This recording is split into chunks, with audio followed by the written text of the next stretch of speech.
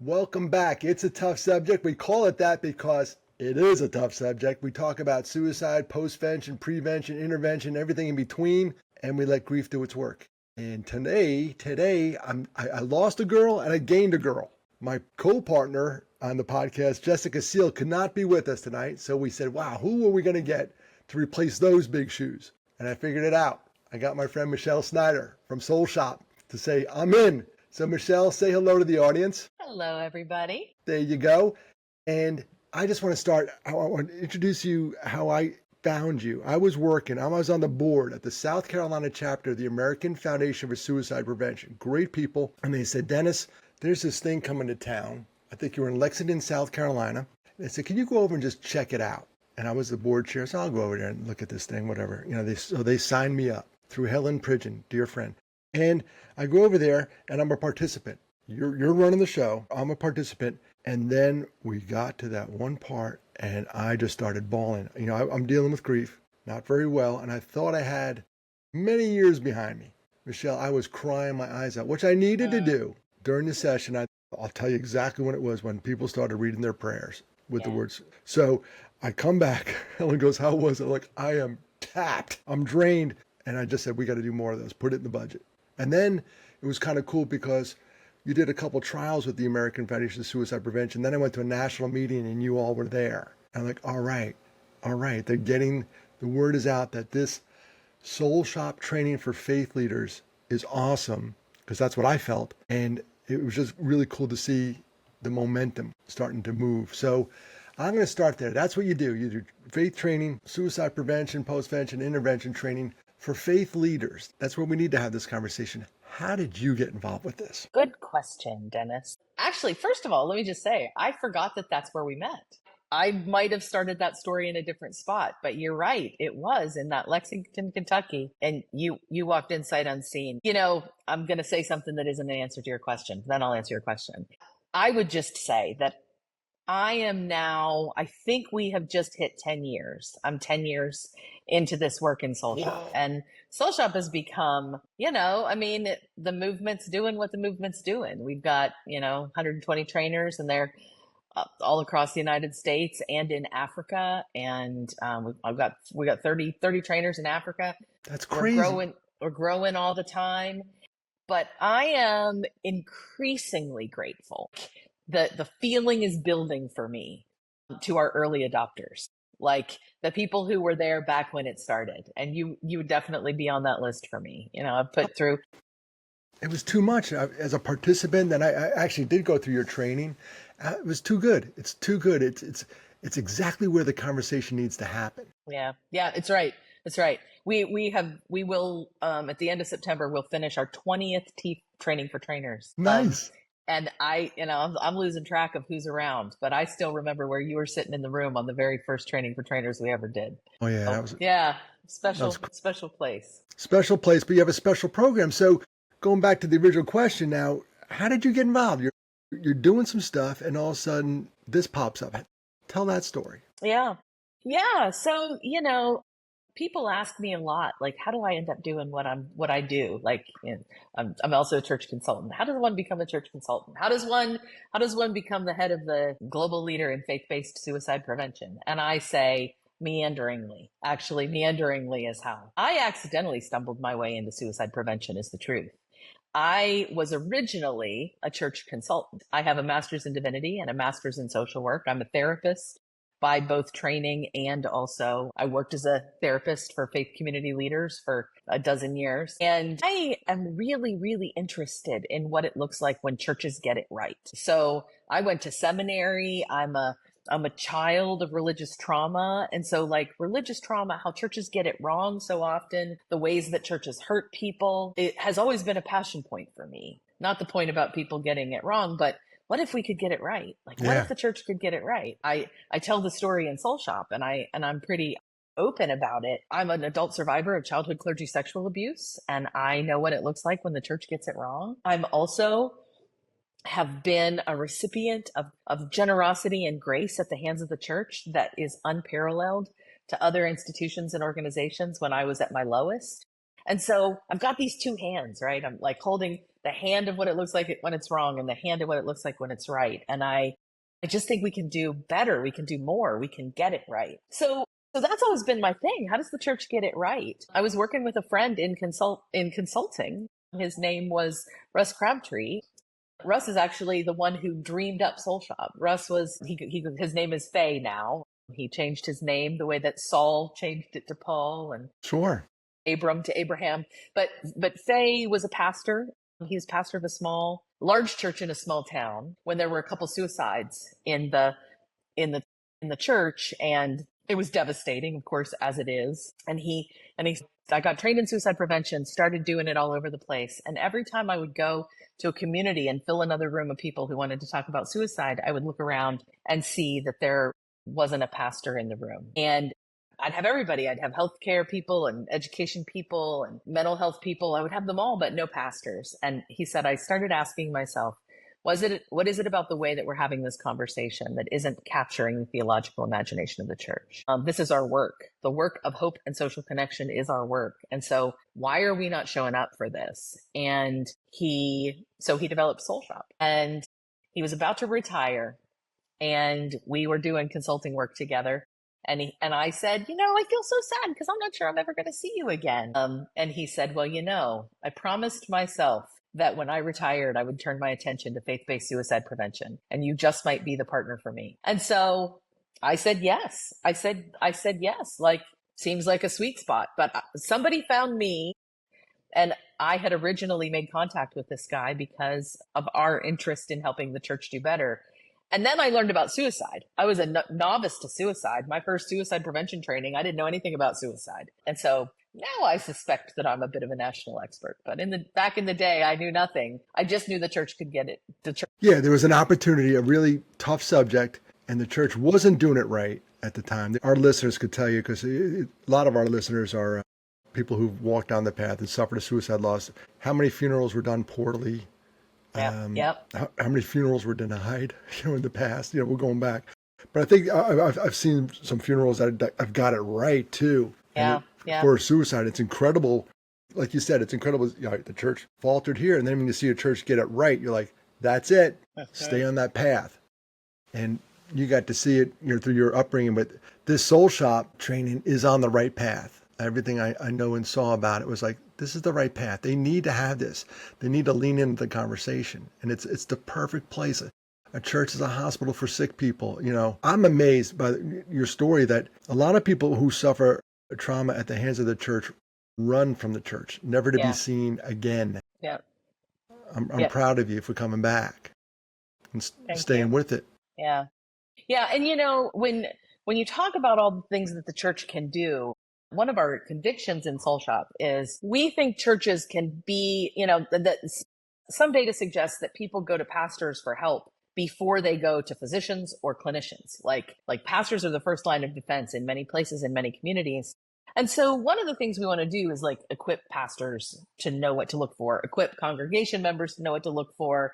What are the indicators? How do you ask the question? How do you lead people to safety? But I think that when I think of what you said about people being traumatized around this conversation in relationship to suicide, those are not the only impacts of suicide in the church. There are people like yourself who have lost people to suicide, people who have lived experience of suicidal thinking and have never told their stories, people who are worried about a loved one who may never do it, but also live with suicide risk. And so there's the ongoing. Somebody said to me once, I think once you go on suicide watch for your own child, you never quite go off. Wow. And yeah. I think that's its own angst, difficulty. We call it desperation. So the church has gotten it wrong many a time. We have a trainer whose brother died by suicide, and they would not even allow his body to be in the casket if the casket was going to be in the sanctuary. And they said, we'll do a funeral for you, but there can be no body in the casket because the body was a person who had died by suicide. She left the church and didn't go back for 30 years. But also what the church can get those things right, companioning people. I actually, because of you, Dennis, I now quote in Soul Shop where your name comes from about half a sorrow when we talk about companioning people who have experienced suicide loss. We can be there for people who have lost someone. We can celebrate the victory of a person who has white knuckled it through suicidal ideation and stayed alive. I mean, there's so many different ways we can get it right. So Yeah. opportunities abound. Yeah. Yeah, and in the suicide world, we talk about prevention, intervention, and postvention. Two or three of those are really we have a chance at saving a life. The Yeah, that's postvention, right. they're gone. It's awful. But the But two even thirds, postvention is the work with people who are left behind, who are now at risk for suicide, that we can help it's prevent their. prevention. Yeah, it is. It's all prevention. It is. We're looking at, we just started looking at, I had a couple weeks of calls with our local coroners. We have a couple counties, spikes. Some counties have none, and then some counties are off the chart. So we got them all on the phone, and that was our basic premise the whole time was postvention's prevention. And Yeah, coroners, the poor coroners, that's all they know is postvention. That's their world. They right. don't get it. They don't get a chance to do prevention or intervention. So we're looking at lost teams here. But I mean, so many churches, if any faith leaders are listening, have to open their doors to this training. I can't endorse it enough because I sat in the audience and then I've given the program a couple of times. And every time I've done it or taught it or participated in it, you could just feel the Holy Spirit enter the room. I mean, I literally could feel it.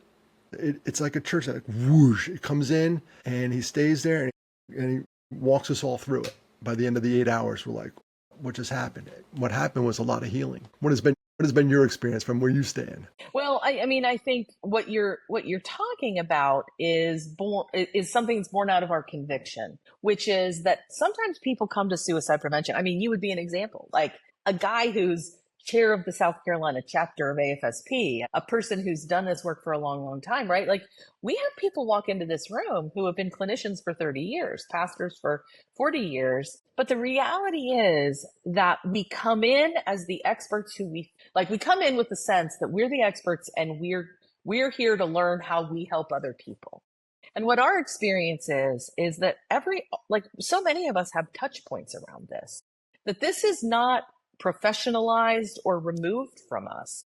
And if we as caregivers don't first sort of hold our own feet to the fire, if we don't first admit our own fears, if we don't Yeah, first acknowledge that, you know what, come to think of it, I did have a cousin who died by suicide. Come to think of it, I've never said suicide in a prayer. Come to think of it, whenever I ask somebody the question, I often stumble over the word. And so we in Soul Shop, like really the Soul Shop day is about the person in the room sort of looking themselves in the mirror, facing their own issues as it relates to suicide. And that includes, how do we pray about this stuff? I mean, I think that people come in the room and I want to do suicide prevention because I've had multiple losses and whatever. But we're actually inviting you to sit down and have a conversation with God first. And so that's one of the things we do in Soul Shop. We have everybody there write a prayer, and it has to use the word suicide. And what we've started saying, I don't know if you've seen this, Dennis, but what we now say is if you're a person who regularly is given a microphone and prays publicly in your church space, write a prayer you can use. But if you're not a person who was ever given a microphone, maybe they know better than to hand you a microphone when you walk into church. But if you're not a person who ever has that opportunity, then write a prayer that you wish somebody would pray in church. Write a prayer that you long to hear someone pray. And it gets real. It gets really, really real for people because people then have to kind of sort of go nose to nose with God and say, I'm broken here. I'm wounded here. I'm angry here. And I think it's on the other side of our own admission of those things, contending with those things, that we're then able to sort of be raw and healed with others.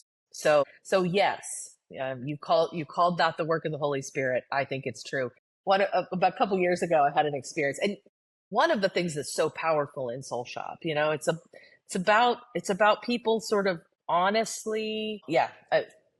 Soul Shop's about a lot of things, but it's about people honestly showing up to say, how do we be part of the solution, and how do we bring our faith to bear in that? And so we have ecumenical groups of all faiths and all shapes and sizes, and there happened to be one Soul Shop that there was a bunch of people, and we write these prayers, but then we have people get up and pray them. And so not only do we do a time of personal prayer where you write your own, but then we pray them together. And there was like a Black Pentecostal pastor, a Catholic priest, and a Buddhist. And like there were 50 people in the room. There was any number of people, but I remember those three getting up to pray.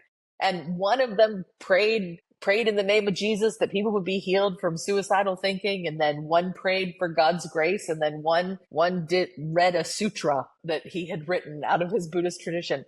And it was amazing. And I got up to close the thing and I said, I think it's possible that nowhere in America today have a Pentecostal, a Catholic, and a Buddhist joined together in prayer about something that we all care about. And I think this is truly holy ground. And so, Wow. in those Powerful. spaces, the Spirit shows up. Yeah. Yeah. When you first said a Pentecostal, a Catholic, and a Buddhist, like, all right, here comes a bad bar joke right off the bat. Joke. I know. Exactly. I know. They're on a bus. Yeah. All right. Gotcha. Keep going. But that's incredible. What Michelle's talking about, folks, is a part of Soul Shop training. There's a lot of different segments, but the most powerful segment in my mind was when you're challenged to write a prayer and use the word suicide in it, like she said. And it's funny because I'm in a Bible study and I go to the group at the Episcopal Church and the Common Book of Prayer. If I ever ask my Episcopal friend to say a prayer, he reaches for a book. And I started laughing. I said, you would die during this part because we have to write it. Yeah. It can't be some guy's words from the 80s. It's yours. And then you throw that twist in there. You have to use the word suicide in there. And I'm telling you what, not a lot of people have ever said that. One time, I'm going to share this story. Twice as a participant. I think I went another time where AFSP sponsored you in South Carolina. And a woman got up and read her prayer and told her story that she lost her son to suicide, but it was a murder-suicide. He killed the wife and then he killed himself. And I'm sitting at her table. Like, you never know what people bring into that room. Yeah, right. She lost her son. She lost her daughter-in-law. And it was at the son. Both of those were at the son's hand. So she's the grandma. She's dying. So it was really interesting to hear her praar. And she got up and I think she I read remember that. Yeah. Yeah, it's very brave. And that's, I get these news feeds now. That seems to be a lot of going on. People are doing that. But, gone is gone. And by the way, I wanted to come back to this, the church trauma. I caught a little flack on Reddit. I run a loss group. I facilitate a loss group in town. Okay. I did a grief class at my church, and then I said, suicide grief is different. It's a different grief. Your two skunk problem always comes to mind. And that's an example in the training. And we're running a grief class, and I put it on Reddit. And I said, hey, we're meeting at this church. And I got blasted on Reddit for having it at a church, comment section, anonymous. Anybody could say whatever they want, but they're like, why is it at church? So the next time I put it up there, I said, listen, I'm doing this one at a church, and here's another one at Mental Health America, secular, go there, separate them. And I didn't get blasted that time, but it's funny. Back to your church trauma. People they won't darken the door because of this stuff. And then you throw in the word suicide, they're definitely not coming in. But I'm seeing more and more. We had our most attendees last month when we did it. Yeah, I mean, I think the church has got some making up to do, right? I mean, I don't blame the people who can't darken the door of a church. Yeah. For many years, I stuck my toe in, but I didn't stick my whole foot in. Still to this day, I sit in the back row of my church. I'm the pastor's wife. I'm supposed to be right in front and center. But I still sit in the back row because there's certain things that I find triggering about being in church. And I've been in healthy, functional, life-giving places for decades. And yet that trauma is persistent. And so I wouldn't do what I do if I didn't believe that the church can really get it right. And when it does, there's nothing like it. When it does, there's nothing like it. But I think it is the burden of the church to show that to people, and not something that a wounded and grieving, hurting and traumatized person needs to work their way out of. I think the church has work to do.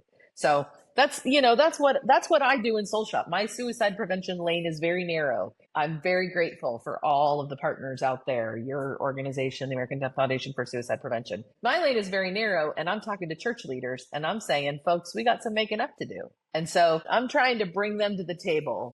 And I think it's working. I think it's working. We happen to be here, I think, for such a time as this. The world is ready. I'm seeing many doors open. You're right. I'm seeing many doors open. I got invited to speak when I was doing my loss meeting this pastor caught wind of it and said, "Hey, come tell the story about your suicides and at our church service. There's a Methodist church down the road." And I said, "Yeah." I went and spoke at another church where she was, and she got transferred to this church. She goes, "Hey, come talk to my flock." I said, "All right, do I go on before or after the service?" And she goes, "No, you're in the middle. You are the sermon." Wow. Years ago, that would have been the case. I said, "You Never would have sure? happened. You're giving up the mic? You're giving up the..." She goes, "Yeah, I want you there and tell the story and tell what's going on and talk about the desperate soul." I have it over here. That Jesus was in the Garden of Gethsemane, how desperate he was. And sure enough, right behind me, in this is a God wink, behind me they had stained glass, and it's Jesus praying in the Garden of Gethsemane, like when he's Wow. at his lowest point. Take this Yeah. from me. Yeah. It's crazy. And then middle of the service, you're it. Sermon. She stepped down. She sat down. Maybe she was happy for the week off. She had to do a sermon like, "You're it." But then churches are doing Yeah. this. So I asked her, "Sorry, you did suicide this week. What else is on the docket?" She goes, "They were doing sex trafficking the next service." I'm like, Yeah. "Wow, you are not ducking any issues. You're going right Yeah. at them." Yeah. And it's Yeah. cool to see. Well, and I say in Soul Shop, so remember, I came at this about for the church getting it right. How did we get it right? Suicide was the backdoor issue. And there's a part of me that almost wishes that Soul Shop wasn't about suicide. Because we say, in Soul Shop, we say that we're trying to build soul safe communities. That's ultimately the goal, is to build soul safe communities. And we define soul safe communities as ones that address suicidal desperation as a regular aspect of its life and work. That's what we would say a soul safe community is. And then we say, but you know what? Take the word suicide out of that sentence and it's still true. A soul safe community is one that addresses desperation in all of its forms. And the reality is that suicide is mostly a gateway conversation. People who are thinking about suicide aren't thinking about suicide because they desire to be dead. People are thinking about suicide because they're in so much pain that pain feels like the best option they've got. And sometimes it feels like suicide is their only choice to get out of the pain. But what causes pain? It's substance abuse, it's gambling addiction, it's marital problems, it's financial problems, it's domestic violence, it's sex trafficking. And so I say if a church is going to talk about suicide, it's going to talk about everything. And it needs to be prepared to talk about everything. And in fact, if we talked about all of those things and never talked about suicide, we might fix the suicide problem, because suicide is really a product of those things instead of one alongside. And so we get people in the door to talk about suicide, but really the grand vision is, what if we could be a place where people in their very truest selves could show up and say, "I'm not okay. And here's the reason why." And then the list is going to be abundant of things that they're going to say. But if we know how to sit with people in pain and say, "Me too," or say, "I get it," or say, "I'm here," or say, "You're not alone," then maybe that's enough. You're right. You're looking at the map. You're talking, the road to destination has many routes. It's like, Right. you start addressing those and the holistic approach. Heck, suicide's the last rung on that ladder. That's Yeah. it. Our mutual colleague, Vic Armstrong, says suicide itself is not a disease. Suicidality itself is not a disease. Suicide is the worst possible outcome of a complex intersection of things that all converge at the same spot that often include a mental health diagnosis. And I think there's a lot to unpack there, but primarily what I hear him saying is it's actually just an outcome. Suicide is just an outcome of these backlog of suffering, this backlog of desperation, this backlog of pain. And the things that create desperation are legion. But when we don't know how to minister to those things, suicide begins to feel like an option. So, yeah. That's it. And the option, it's funny you talked about the pain part. They pulled a guy off the Golden Gate Bridge, which for years was ground zero. Now they have that bridge abatement. They put a net in there, which is really cool.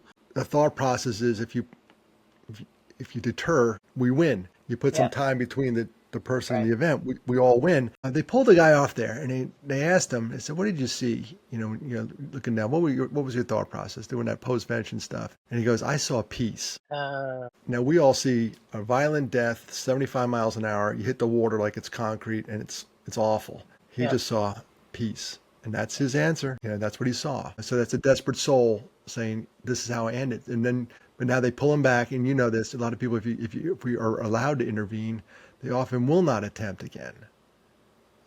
They got there and they came back, but it's your work that you're doing is so important. And I have to say, give a plug. I'm going to plug it away, but soulshopmovement.org is the website. You got to check it out. You've got to get on there. You got to see. You got to rally the troops if you're hurting and you're grieving. And you're in a church, faith-based community, you got to rally the troops. Say, we need to bring this to town because it's a community thing. Remember, there was a Pentecostal, a Catholic, and a Buddhist. Yeah, that's right. In one room. Yeah, on a bus, going to one of Michelle's trainings. What do you got on the docket? What's coming up? You personally, now you have 120 trainers. Are you still doing a lot of trainings? I'm still doing some, my early adopters have my heart. So, I'm spending a lot of time in North Carolina these days. The Blue Cross Blue Shield Foundation of North Carolina has invested in paying to get some trainers trained in the Black church training and the Hispanic church training. So, we have Soul Shop for Black churches, Soul Shop for Hispanic churches, Soul Shop for campus ministry, youth work. We're working right now on Soul Shop for Korean churches. We are in conversations about Soul Shop for indigenous communities.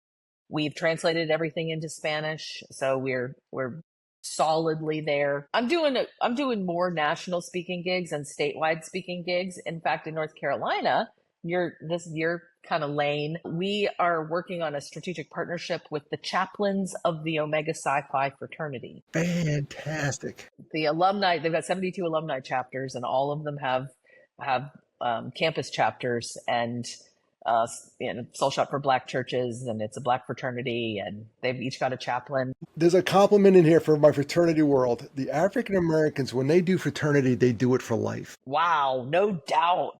No doubt. They're in it for life. Guys do it for like 4 years and they disappear. And your creed, if you look at any fraternity worth your weight, their creed says it's a lifetime commitment. And the Black fraternities take it to the hilt. Female and male. It's a lifelong commitment. And I'm so darn jealous because a lot of us graduate and we just walk away. Well, if Soul Shop's mantra is people die by suicide for all kinds of reasons, but it basically comes down to a loss of hope and a loss of social connection. And if the Church of Jesus Christ can't do something about those two things, then it should probably just close its doors. So hope and social connection are the two anchors that we lean on. And fraternities, particularly these Black fraternities, they get that social connection right. And I've been with somebody who's a member of one of them who shouted across a busy airport because he spotted a brother. So anyway, we're doing some really cool stuff with the Omega Psi Phi chapter, with Campbell University, with Pittsburgh Theological Seminary. We're in conversation with all of those folks. Have finally cracked the Rocky Mountains and have done a couple things on the West Coast. Yeah, life in Soul Shop land is good. That is really good. That's really good. And it's funny because, you think of the deep South here. I'm so glad to hear that. I'm so glad to hear you're busted in these ultra conservative areas and saying, we got to do this. And it does my heart well because we have to do this. Yeah. The church has a big seat at this table. I think that I'm doing a training in Columbia, South Carolina coming up for all the prison chaplains. Yeah, you know what? I saw that. It's September 19th. Yeah. And you're doing the prison chaplains because I clicked on it and it says, this workshop is closed to the public. Oh, which is rare for you. Which is rare because normally they're open. Yeah. I did look at that. I'm like, and like the one in Rock Hill is, that one's open. It's got a URL. So you're coming to South Carolina. It's so good to have you down here. And it's, if you're in Cola, maybe I'll come down and say hello. Yeah. West Columbia. Yeah. And you got Tempe, Arizona. You're close to Alberta, Canada. There you go. International Fire Chaplains National Conference. So, wow. Yeah, I forgot about that one. Yeah. Yep. So and then we're getting around. The Black churches all over the place, Wisconsin, New York, Buffalo, down in the city, New York, Dayton, Ohio, Pine Bluff, Arkansas. Keep it going. Casper, you got one in Casper, Wyoming. Are you doing that one, going out to Wyoming? So I just was in Wyoming last week for the whole week. We did a training for trainers. But the Catholic Diocese of Wyoming, the Episcopal Diocese of Wyoming, they're statewide and they've signed on for the work. That's So fantastic because those western states, the yeah, Colorados, the Utahs, the Wyomings, Montanas have some of the highest suicide rates in the country Wyoming is very excited that they are now third because they had been first for many for years. a long time. Yeah, Who got number? yeah. There's like Montana, Colorado. Montana and Alaska. I can't remember which is first and second, but it's Montana and Alaska. Yeah, Yeah, and it's yeah. But multifaceted. But the Episcopal Church of Wyoming, I think they are leading the country in judicatory level, denominational level interventions around suicide prevention. They require every priest in their diocese have assist training. Every single one has to have assist training to get ordained, and now they've got 12 soul shop trainers across the state that are doing this in every church. So for the lay person out there, assist training is not for the faint of heart. It's 2 days. yeah, It's yeah, that's intense. right. Yeah, And I that's right. did that one too, and I had to sit across and you role play. You actually role play in that. There's an active participation in this. Like when you do soul shopping, you do the prayer. That's voluntary. You don't have to do it if you don't want to do it. But it That's assist, right. right? Assist, you're going up there. And I remember I Yeah. sat down, and this is early on in my career, and I'm sat down and I have to say the word suicide. I asked this person, "Are you suicidal?" I'm thinking about my brothers, and the woman across from me lost her son, Mm. and we locked eyes for like a second. And we're both about to cry. And I said, we got to do this. And she goes, yeah, we have to do this. And we did it. So ASSIST is, applied suicide intervention skills training is not for the faint of heart, but it's a great 2-day program. And it's intense. And gosh, the pastors are going through that. Now, the Episcopal Church, you're a consultant. Are they pastors, priests? Well, you know all the names. Yeah, yeah, yeah, yeah. In the Episcopal Church, they're priests, but it's Thank you. Wyoming. I mean, Wyoming's a pretty informal place. Yeah, it's Yeah. Joe or Bill or, yeah. Yeah, right. Bubba, but it's all good people out there, good people, and I'm so proud that they're doing that. And hopefully that catches, it starts there at a flashpoint and it goes across the coast to coast because again, back to your quote about the churches, if they can't do it, close the doors. If you Yeah. can't help folks in this arena, what are you doing Can I open? can I just say on here, since you've invited people to attend, let me just name that Soul Shop is actually not just for clergy. So I've talked a lot about pastors and priests. Soul Shop we say is for faith community leaders. And we define that really broadly. So faith community leaders, we would say, is anybody who is interested in being a part of the solution to the problem of suicide and desperation in their church.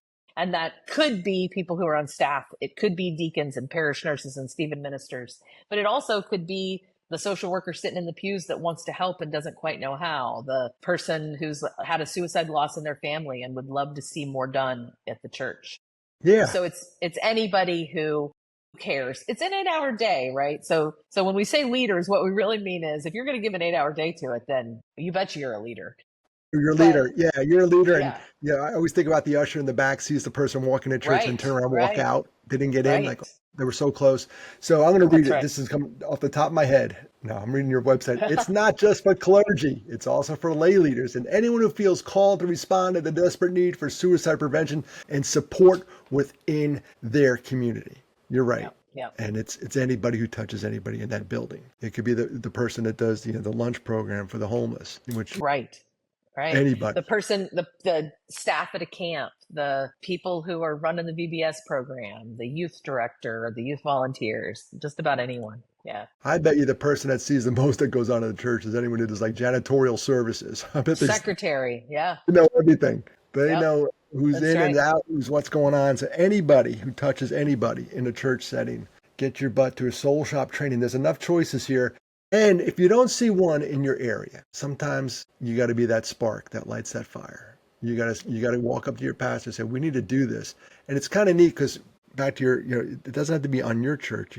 Other churches in the area will feed people in. And before you know it, you think, oh, no one's ever going to come to this. And then you're capping it. And then you're like telling people you're on the wait list because it's so needed in so many communities. We have a community here. We got to get you down here. Anderson County is half the size of the county I live in. I live in Greenville County. Anderson County is half the size of Greenville. They have the same number of suicides. Hmm. What is going on down there? So all hands on deck, and the churches better be responding. So if you Yeah. get one in Anderson, they listen to the podcast. Well, and just let me say, we kind of part of what we do is help folks think about how they can make it possible. So Yeah. So you might come from a church of 50 people and your church doesn't have the capacity to do it. But we are partners with the American Foundation for Suicide Prevention in South Carolina. For instance, they're friends of Soul Shop. We often know people in communities. I see myself, Dennis, you asked if I'm doing these. And I am. I'll say yes to the occasional couple. But what I really am doing is being the center of the wheel for this movement. So I'm connecting person who calls from Atlanta with friend who once hosted a soul shop and said, I'll do it again if you ever have interest, with the American Foundation for Suicide Prevention chapter. And the movement's getting a little big for me to hold all that in my brain, but I'm still holding tightly to that role, because I think we say in Soul Shop what our qualifications are for this work is a little love, a little skill, and a network of support. And that means all kinds of things. But one of the things it means is that we can't do this alone. And so if somebody called me from South Carolina and wanted to do it and didn't know how, I'd probably say, my friend Dennis Gillan can probably help you. Yeah, just connecting. Yeah. So it's about connecting people. So I would say, even if you feel like you don't have the capacity, but have interest, we do see that as part of our job to help you think that all through, let you know what's out there you might not know about. Absolutely. And we can do our part to drive attendance. I found this out doing my talks and everything else. It's one thing to do it. The other thing, there's an aspect I'm not very good at, the marketing aspect. Yeah. And it's the 50% of all the money you spend on marketing is a waste. You just don't know which 50% it is. I know it. We spend a lot of time now these days tabling at national denominational conferences, and Good. my partner right now, Christopher, he is at the Triennium, which is the Presbyterian every 3-year youth gathering. He's like, oh my gosh, the kids are everywhere. There's just kids everywhere. That energy level is incredible. But where those kids are, those leaders are too. So That's exactly right. That's right. Yeah, so we do a lot of that, and so it must be working because the movement is growing. So people are hearing the word, and the timing is right. The fruit is ripe. So. Well, we'll push this out. We'll do our part to get you back. Obviously you're in South Carolina a bunch, but more and more. And I wouldn't have you on if I didn't believe in the program. As twice participant, one-time leader, it's one of the best trainings out there. So anyone who's listening to It's a Tough Subject, and it is a tough subject. It's really a tough subject, it seems like, in the church halls, but this program equips people to lean into the conversation instead of being knocked back on your heels. You lean into it. And it's a conversation that needs to be leaned into. There are many desperate souls out there. How they got there, we don't care. They're there. Let's get them back. Does that sound fair, Michelle? That sounds more than fair, Dennis. Grateful for your promotion of and encouragement about the program. Well, I'll give the It's website more than a program. We would say that it's a movement. It's a movement, and that's why it's called the soulshopmovement.org. Soul, right. SOUL, soulshopmovement.org. And check it out, the website. Sign up. There's all kinds of stuff you can do on the website. Look where the training is. Basic stuff about our programs. Anything you want to know is there, and there's even a store. The other thing that people can know, it's not there now, so don't go now, but in the next month or so, we are currently actively building a resource section for worship resources, like awesome. Funeral liturgies, pastoral prayers of confession for communities where there's been a suicide loss. So our website is going to get built out more and more. So if people are looking for resources, as long as it's not in the next 3 weeks, I would encourage them to go there to think about. Oh, can I tell one more thing? This is actually something you probably don't know about, Dennis, and this is just cool. There's a lot I don't know about, Michelle. Yeah. So we actually inherited this thing from an organization called Hope is Oxygen. They're out of Tulsa, Oklahoma, and they just felt led by God to start this organization where they do encouragement to those who have experienced suicide loss. And one of the things that they developed was what they called a Hope Box. And the Hope Box is I'm in love with it. It's a box. I mean, you can't see what my hands are doing, but I don't know, it's probably 2 feet wide by 3 feet deep by a foot. Yeah. I've heard of this. Yeah. And it's just filled with comfort.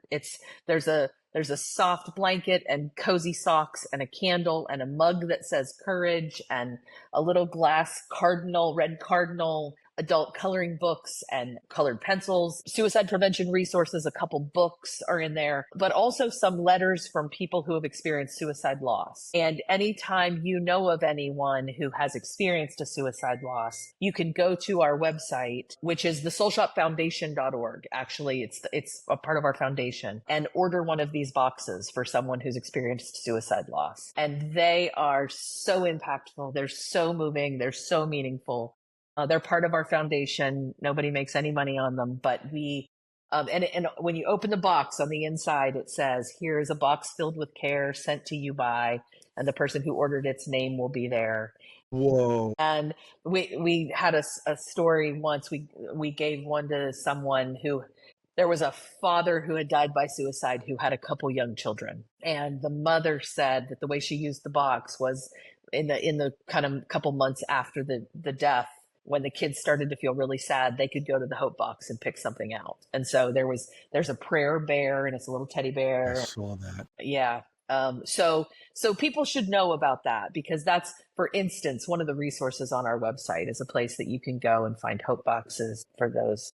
Big fan of these. Big fan of this. I'm so glad you're doing that, because it's, I go on these obituaries every now and then to see if the person died by suicide. It's what we do. We're trying to help people out. And they said, hey, plant a tree in their honor. Baloney. That's not what the family needs right now.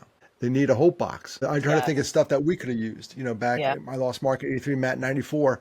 What did we get? A couple of casseroles, and then they dried out after 3 days and we're done. And then no one showed up anymore. But the Hope Box lives on. Yeah. Yeah. Thank you for doing that. That's a big one. Yeah. Suggested price is $85. You can give more. Yeah. Or it's one way for $85 is what it costs to make that and ship them. Exactly. That's but a lot in there.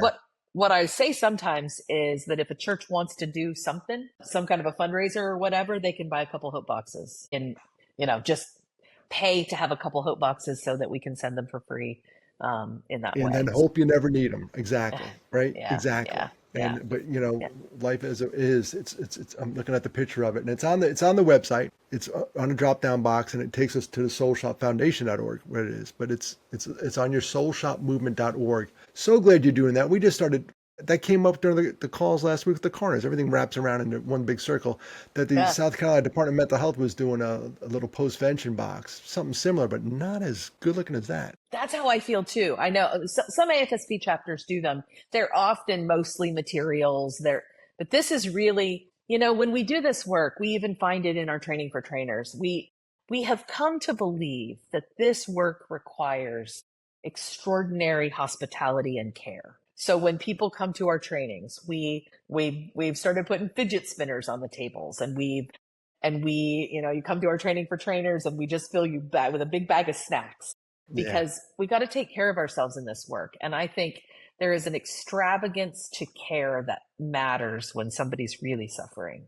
Like, not just a blanket, a really soft blanket, not just a Hope Box, a really extravagant Hope Box.